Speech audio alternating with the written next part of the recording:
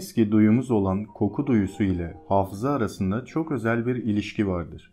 Öyle ki tanıdık kokular bizi çocukluğumuza kadar götürebilir. Acaba beynimizdeki hangi aktiviteler kokuların eski anıları canlandırmasına neden oluyor? Tom Stafford'un BBC Türkçe'deki haberi şöyle. Büyükannemin evindeki oyuncak dolabının kendine özgü bir kokusu vardı. Tarif edemeyeceğim bir koku. Şimdi arada bir burnumda o kokuyu duyarım. Kokuyla birlikte bazı anılar da canlanır. Kaybolduğunu sandığım anılar, büyükannem, onun evine gidişim, oradaki oyuncaklarla oynayışım, peki nasıl oluyor da kokular unuttuğumuzu sandığımız anıları canlandırabiliyor? Nöroloji biraz dedektif hikayesi gibi bir şey. Nedeni bulmak için ipuçları aramak gerekiyor. Ama ipuçlarını incelemeden önce bu konudaki mevcut bilgiler ne ona bakalım. Burnumuz milyonlarca farklı kokuyu tespit etmemize olanak veren binlerce kimyasal sinyali tanıyabilir. Bu kokuların bazıları anılarımızı da tetikleyebilir. Bu olay beynimizdeki bağlantılar sayesinde gerçekleşir. Burundan gelen sinyaller piriform kortekse varmadan önce koku alma soğanına ulaşır. Beynin bu kısmı bir geçit görevi görerek diğer bazı beyin bölgeleriyle bağlantı kurar. Bu bölgeler karar vermede görev alan orbifrontal korteks, beynin duygusal merkezi olan amigdala, sinir ve endokrin sistemlerini birbirine bağlayan hipotalamus, bilinci sağlayan insula, hafıza ve yön bulmada rol oynayan entorhinal korteks ile uzun süreli hafızanın yöneticisi olan hipokampüstür. Bu bağlantılar kokuların nereden geldiğini ve kokuların anlamlarını öğrenmemizi sağlar. Böylece ileride aynı kokuyla tekrar karşılaştığımızda nasıl tepki vereceğimizi hemen biliriz.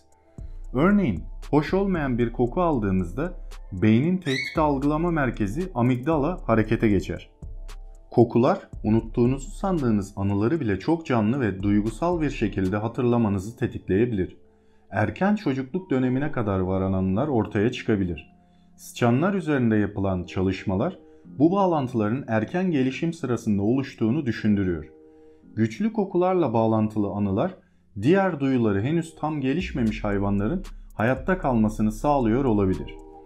Gözler ve kulaklar geliştikçe kokuları hatırlama ihtiyacı daha önemsiz hale gelir. Aynı kokuları yetişkinlikle tekrar koklamak unutulmuş anıları geri döndürebilir. Peki güçlü hafıza oluşturabilir mi? Buna bir bakalım. Koku ve hafıza arasındaki bu bağlantı nedeniyle bilim insanları hatırlama kapasitemizi geliştirmek için kokuları kullanıp kullanamayacağımızı merak ediyor. Northumbria Üniversitesi'nde görev yapan araştırmacılar güçlü kokular hissettiğimizde beynimize ne olduğunu öğrenmek için bazı çalışmalar yürüttü. Bir çalışmada 180 gönüllüden papatya çayı, nane çayı ve sade sıcak su içmelerini istediler. Sonra da ruh hallerini, beyin fonksiyonlarını test ettiler. Papatya çayı içenlerin dikkatleri su içenlere kıyasla daha fazla dağılırken nane çayı içenlerse dikkatleri daha toplanmış hale geldi. Kokuyla ruh arasındaki bağlantıya bakalım. Hafızada ciddi yer tutan kokunun insan bedeni üzerinde tesiri var mı? Sorusunun peşine düşenler tarihte farklı şeyler de buldular. Güzel koku kişinin ruh halini doğrudan etkilediği için manevi yönü ve ruh dünyası ile doğrudan irtibatı vardı. Eskilerin şifahanelerde güzel kokuyu kullanmalarının sebebi de kişinin ruh halini doğrudan etkilediğini bilindiği içindir. Zaten güzel kokunun kıymetini bilenler hem günlük hayatta hem de şifahanelerde kullanıyor. Akıl hastalıkları güzel kokularla tedavi ediliyordu. Şimdilerde tedavi amaçlı yapılan bu uygulamalar aslında yüzyıllar önce ecdadımız tarafından biliniyor ve uygulanıyordu. İslam dininde güzel kokunun sünnet olması da kokuya verilen önemi arttırmıştır. Osmanlı döneminde güzel kokulara ayrı bir önem verilmiştir. Arşiv kayıtlarına bakıldığında Osmanlı döneminde sağlıklı hayat için temizlik ve güzel koku kullanımı konusuna titizlik gösterildiği görülür. Güzel koku Osmanlılar için hayatın vazgeçilmez bir parçasıydı. Günlük hayatta gül, misk ve amber en çok kullanılan kokulardı.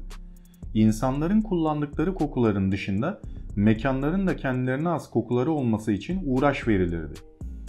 Günümüzde kullanılmayan buhurdanlar, içinde yakılan tütsülerle evleri, camileri, medreseleri, yüzyıllar boyunca kendilerine has kokularla donattı. Kahveler amberle kokulandırılır, miskli, amberli, kafurlu mumlar imal edilirdi.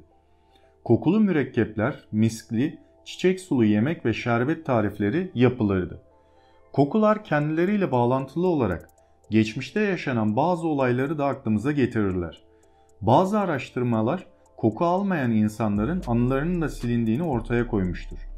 Hatta Alzheimer hastalarıyla yapılan bir çalışma gösteriyor ki koku hissiyatını yitiren insanların Alzheimer olma olasılığı da yüksek.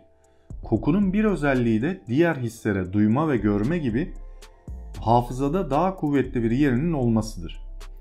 İnsan gördüklerinin %75'ini, duyduklarının %13'ünü, dokunduklarının %6'sını hatırlar. Peki koklananların ne kadar hafızada kalıyor? Bilim adamları bu soruyu kısmen cevaplasa da koku duyusuyla ilgili hala cevaplanmayan sorular var. Kokudan gelen tedavi olabilir mi? Bu soruyu bir yanıtlayalım. Kokunun tedavi amaçlı kullanılması ruh ile derin irtibatından başlar. Sonraki dönemlerde yapılan araştırmalar insanların yaşadıkları olumlu ya da olumsuz hadiseler sırasında hissettikleri kokularla ruhi bir bağlantı kurduğunu gösteriyor. Yaşanılan olayla koku bağdaştırılarak hafızada yer ediyor. Bu durum tıbbi tedavilerde, özellikle psikiyatrik tedavilerle çok avantajlı bir durum haline gelebiliyor. Birmingham Üniversitesi'ne yapılan bir çalışmada epilepsi hastalarında kokuyla yapılan tedavi uygulaması sonucunda pek çok hastada nöbetlerin azaldığı ve hastaların rahatladığı görülmüştür. Konuyla alakalı baktığımız zaman hepimizin bu tarz bir hafızası oluşmuştur muhtemelen. Babaannelerimiz ya da geçmiş yaşlı akrabalarımızın yanlarına gittiğimizde oluşan kokular ya da belirli bir ortamda hafızamıza yer edinen kokular tekrar kokladığımız zaman bize o ana geri götürebiliyor. Bunu hepimiz yaşadığımız için aslında burada geçmişe yolculuk koku hafızası diye koyduğum başlığı bir nevi hepimiz tecrübe etmekteyiz. Evet, bir sonraki videomda görüşmek üzere, hoşça kalın.